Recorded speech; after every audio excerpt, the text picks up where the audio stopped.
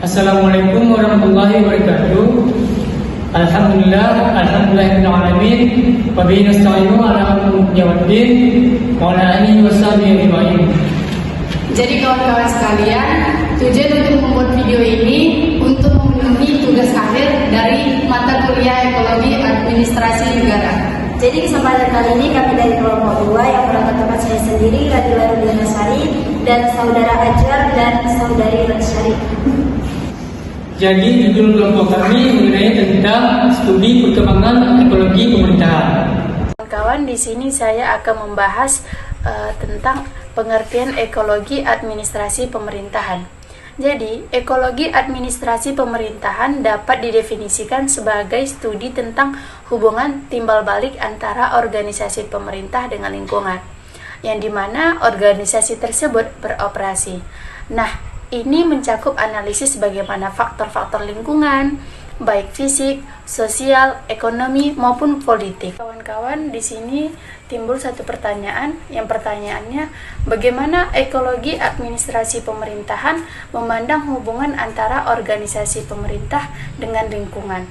Nah, jadi berdasarkan perspektif ekologi administrasi pemerintahan, hubungan antara organisasi pemerintah dan lingkungan dipandang sebagai sesuatu yang terkait, saling mempengaruhi. Nah, organisasi pemerintahan dianggap sebagai sebagian integral dari lingkungannya. Nah, sedangkan lingkungan organisasi pemerintahan terdiri dari berbagai komponen seperti kondisi politik, ekonomi, sosial, budaya, teknologi, dan sumber daya lainnya. Baik, akan dilanjutkan pemateri kedua, yaitu kepada saudari Radila Ruliana Sari. Baik teman-teman, di sini saya akan menjelaskan bagaimana perkembangan ekologi administrasi pemerintahan. Jadi perkembangan ekologi administrasi pemerintahan itu yang pertama ada fase awal pada tahun 1950-an sampai 1970-an. Nah, jadi pada fase ini fokus kepada analisis interaksi antara organisasi pemerintahan dan lingkungan, seperti konsep lingkungan reboisasi. Dapat kita contohkan penanaman pohon kembali di hutan yang telah ditebang atau gundul. Kemudian ada fase perluasan perspektif, itu pada tahun 1970-an hingga 1980-an. Jadi perluasan ini mencakup studi tentang dampak timbal balik antara pemerintah dan lingkungan. Dapat kita contohkan itu pengembangan kebijakan lingkungan pemerintah, seperti peraturan dan undang-undang yang dibuat pemerintah untuk melindungi lingkungan. Contohnya, aturan pengelolaan sampah. Dan yang ketiga itu ada fase isu-isu kontemporer pada tahun 1980-an sampai sekarang. Jadi pada fase ini berfokus pada isu-isu lingkungan yang semakin kompleks, seperti perubahan iklim, kerusakan ekosistem, dan kelangkaan sumber daya.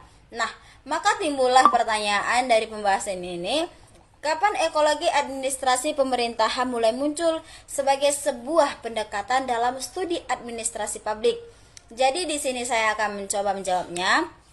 Ekologi administrasi pemerintahan mulai muncul sebagai sebuah pendekatan dalam studi administrasi publik pada dekade 1960-an yang melatar belakangi munculnya ekologi administrasi pemerintahan sebagai pendekatan dalam studi administrasi publik. Pada saat itu terdapat pemikiran bahwa organisasi pemerintah tidak dapat dipisahkan dari lingkungan eksternal. Di perkembangan ekologi administrasi pemerintahan itu yang pertama ada fase awal pada tahun 1950-an sampai 1970-an.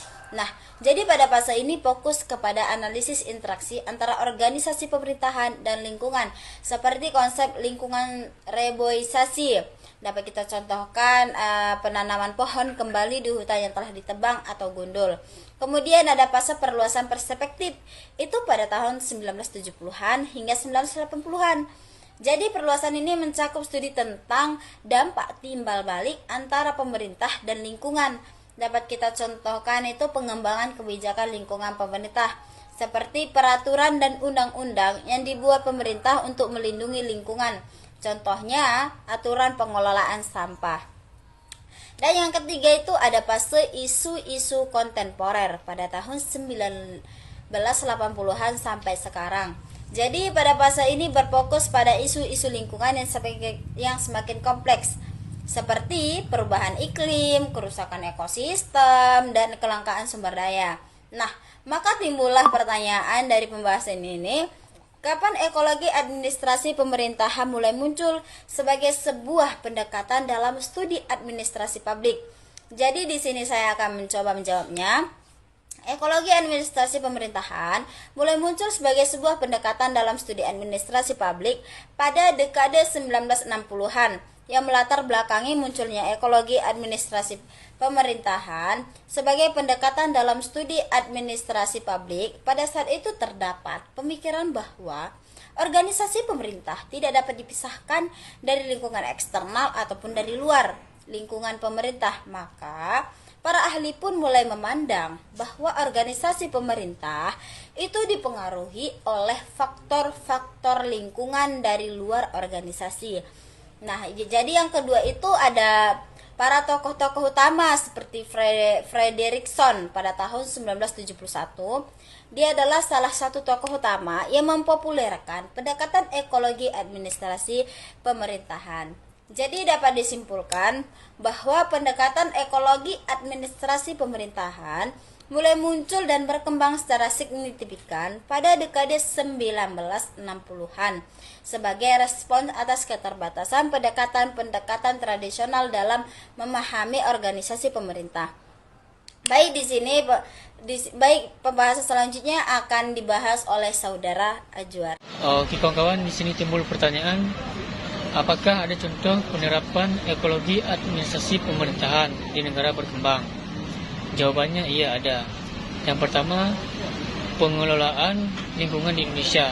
Nah, maksudnya di sini pemerintah harus bertanggung jawab untuk membuat atau menyusun kebijakan dan program terkait dengan perlindungan lingkungan di Indonesia.